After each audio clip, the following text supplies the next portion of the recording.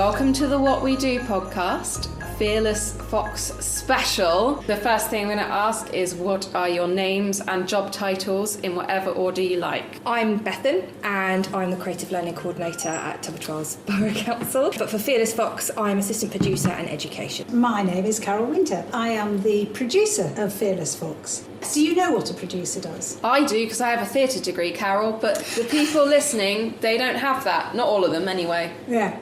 So, the producer is probably the starting point. Not always. Sometimes a director or an actor or somebody might have an idea and take it to a producer. But in this case, the producer has come up with the idea, put together the creative team, and then found the way to create the script, what it's going to look like, where it's going to go. Is it going to look best in the Assembly Hall Theatre? Is it going to look better at Trinity? Or in this case, which is quite extraordinary, we have built our own 90-seat theatre in the RVP, and part of Bethan's role as assistant producer was to sweep up backstage. Yes, sweeping, mopping, cleaning toilets. But not really.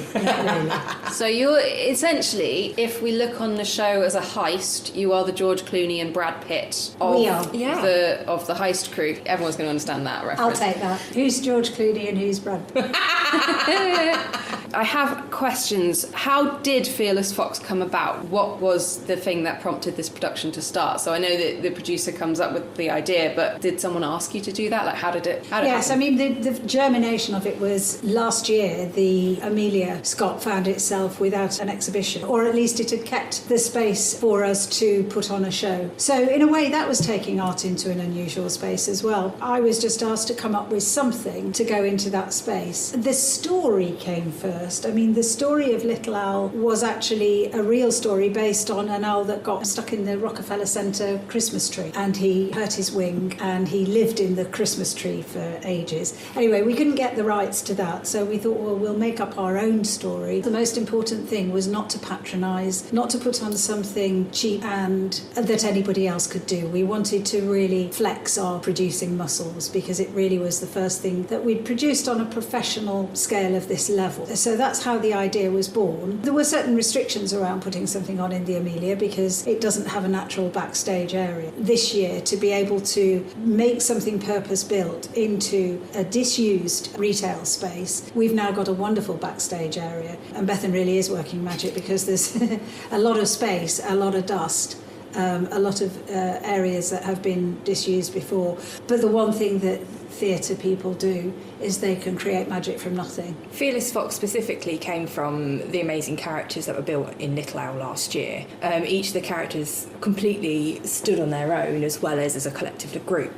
And they were much loved by all the children that came to see them, and one that really stood out was Fearless Fox, and how he, as I say about theatre folk, made something out of absolutely nothing. And there was an awful lot of love for that character, a lot of love for all four, but specifically Fox. Therefore his own story sort of came out from that, and that's where this year's show comes from. It's a follow-on, although you don't need to have seen last year's Little Owl show to be able to enjoy Fearless Fox, but the characters are all the same, and he came from there. So last year Little Owl, this year Fearless Fox, then we've got Old Dear, and then we've got Silly Squirrel. Silly Squirrel. Singing Squirrel. Singing Squirrel. And we'd like her to be a musical. So this is very much the Little Owl extended universe. Absolutely. Yes. Oh, very exciting. I hope that there are tie-ins and crossovers all over the place. But you know what you can do then is, if you are producing new work, which is what we're doing, and new work clearly is the lifeblood of theatre, we actually can start to make money from this, because you can license it out, you can take it on tour. This kind of show is universal, and there are very few words, but there's a lot of music, original music as well, which is incredible. The puppets are original. You can tour that to wherever you want. Dubai, like this kind of thing, Singapore. So we're just cutting ourselves a world tour. Brilliant. But you license it and make money from it, so that's good for the council. It sounds awesome. Also, like that using the retail space to do something different really captures what the council's trying to do with Royal Victoria Place, is come up with different uses for those spaces. I'll probably cut that out because that's just my opinion. No, it's true. It's completely true. This was very much a pilot, just to see whether families would go in and pay for tickets in a theatre in a retail space. space. So it was very much a pilot scheme, but we have, as of this moment, sold over 3,000 tickets, and that is saying people will go to the RVP, and it is becoming more of an experience. We've teamed up with Kidsbury, and they're new into RVP as well. So to be able to team up with them, we're offering a joint offer. If you book to go to Kidsbury Roleplay Village, you can also come and see Fearless Fox, and vice versa, and you get a couple of quid off. And so you can actually take your family and go and spend the day in RVP. Yeah. You can go shopping, you can go and see Fearless Fox, you can go to Roleplay. And for goodness sake, in the winter, there's nowhere to go for kids that's warm, and this is providing a real service. So, we might well be trying to keep hold of that space, because the tech team of the Assembly Hall Theatre have worked their magic, as they always do. And it is remarkable, isn't it? How they're not finished yet, but it's already unrecognisable. It really is quite amazing what they've done in 7 days. Yeah, they've Really painted, they've put a floor down, they've put emergency lights in, they've put house lights in, they've put all sorts. So you will experience a very incredible, magical moment when you go through those doors. What has been the biggest challenge of putting this production together, do you think? The biggest challenge is always the budget. The budget is the starting point and the finishing point. Whilst on this particular instance, it was not put together to be a commercial success, it does have to wash its face, because all of our work doesn't really have a budget, does it?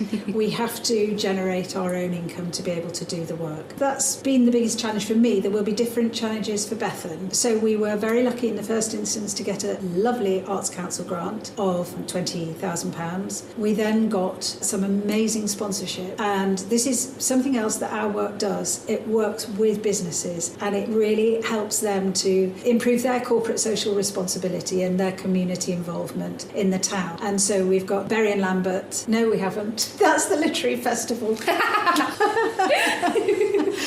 I've just found out this morning Maxi Pay and Bury and Lambert are going to sponsor the literary festival. But no, for Fearless Fox, we had the Arts Council money, then we had sponsorship from RBC Brew and Dolphin, from Madison's Residential, from Charcoal Blue Charity, and from Royal Tunbridge Wells Together bid.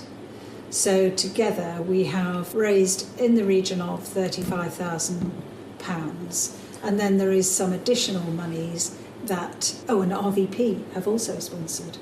But you've done an amazing education pack, haven't you? You've worked with the Fox Project as well. Indeed. What is your role, and what have you been up to? Cool. So as assistant producer, I think we're really fortunate that we work to our strengths as a team. But as assistant producer, I've been assisting with Carol with keeping an eye on the money, because that's a very important part of what we do. But also managing relationships with different community partners and sponsors that we have. So the Fox Project, which is a local charity that cares for both rural and urban foxes locally, as a special wildlife hospital. We've partnered with them with this project to help promote them and also ensure that the information we're giving on foxes is correct, and help fundraise for them too, as well as building an education pack which adds extra social return on investment element of the project. So there is an absolutely lovely pack that the Tunbridge Wells Borough Council publications team has helped make beautiful. That all the exercise in it link to the early years foundation stage framework, as well as the Key Stage 1 curriculum. So it's completely curriculum relevant for our audience of under 8s, really.